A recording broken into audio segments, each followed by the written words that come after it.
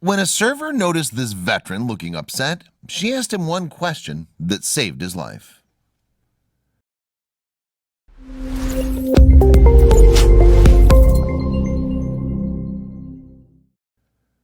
It's a cold day in January, and military veteran Vince Villano had popped into his local Starbucks for his usual order.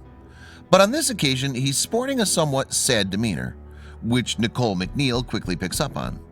Then, just a few moments later, the barista poses the customer a question that unbelievably saves his life.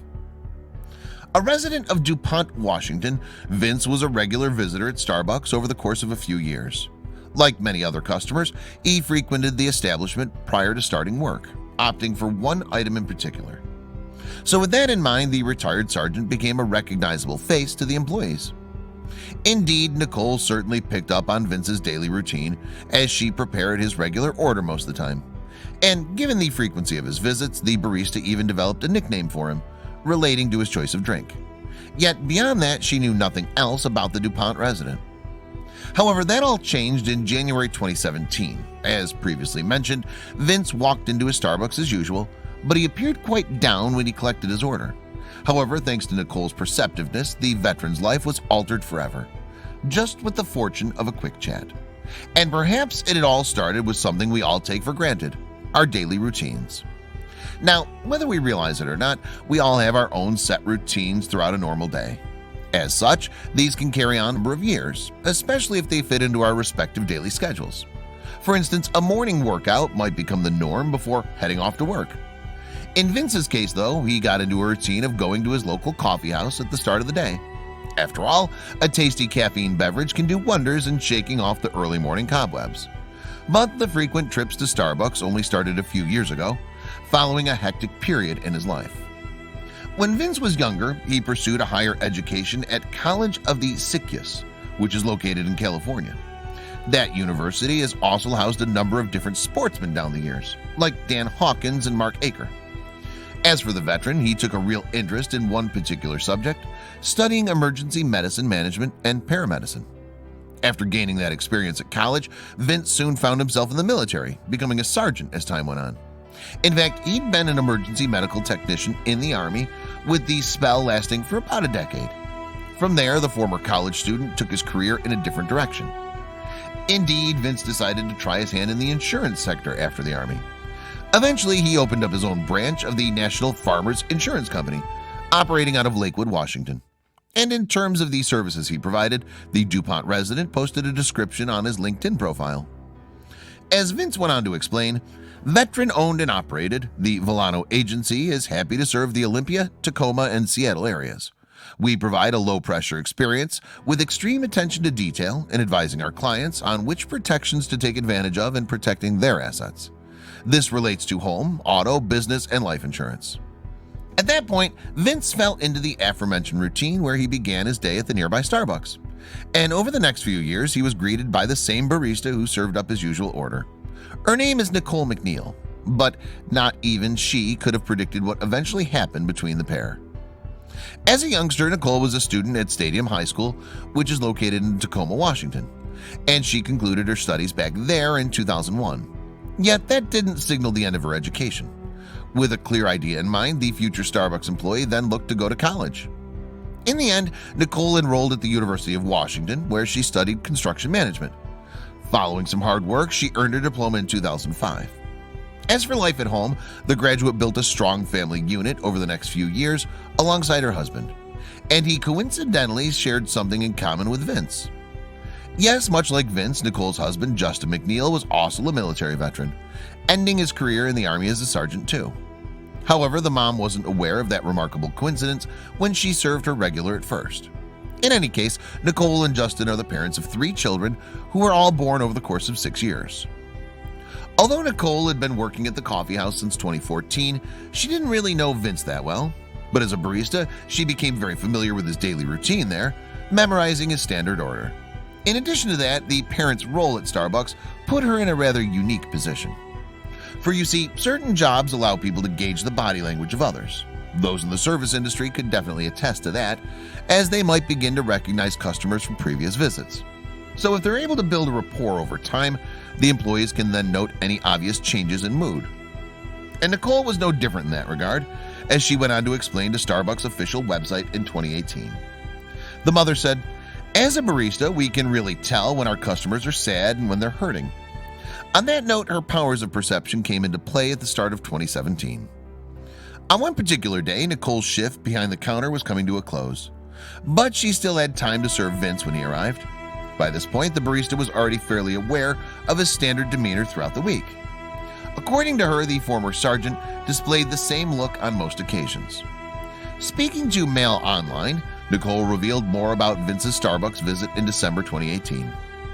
Even when he seemed happy, he always looked a bit glum, she recalled, and he wanted to just get his coffee and go. Yet the veteran appeared to be in a really sad mood when his server saw him on this occasion. For after Vince ordered his 30-ounce vanilla cold brew with extra vanilla, Nicole posed him a question. Indeed, she was curious as to what was troubling her customer, but he seemed a little reluctant to open up.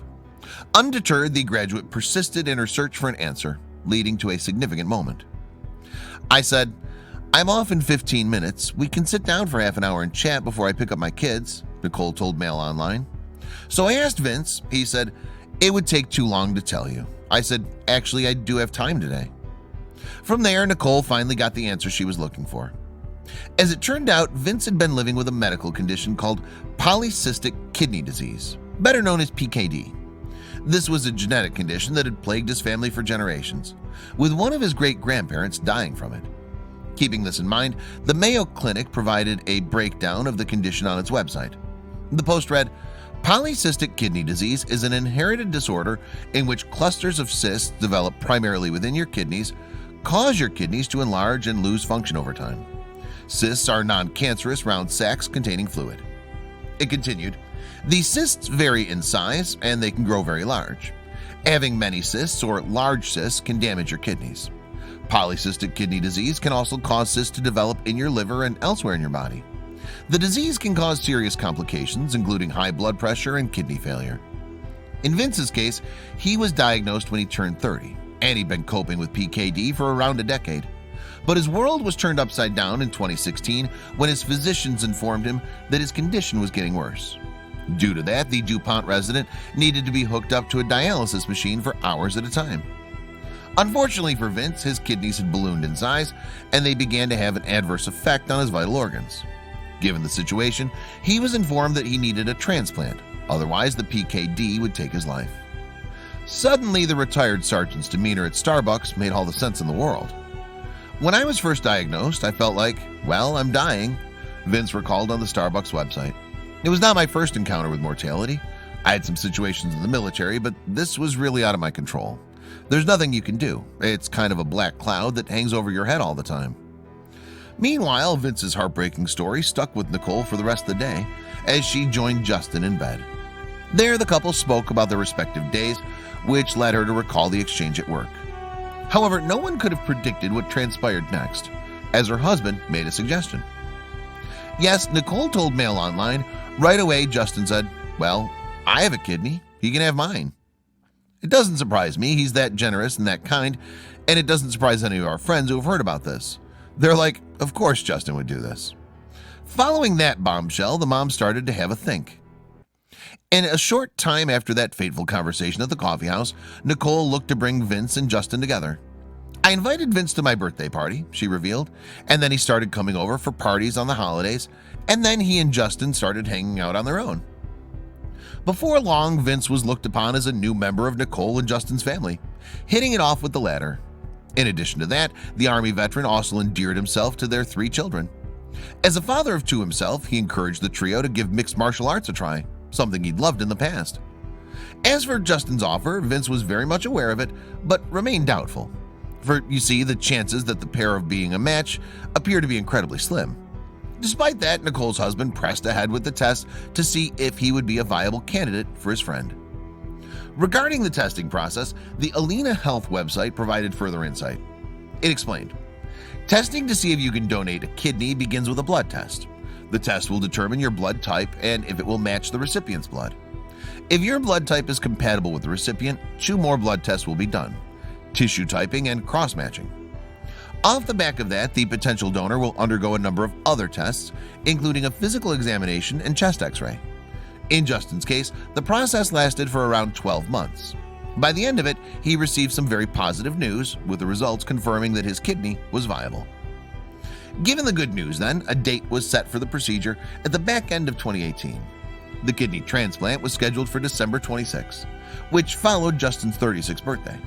And prior to this, the father of 3 touched upon why he was so eager to offer his kidney to his fellow veteran.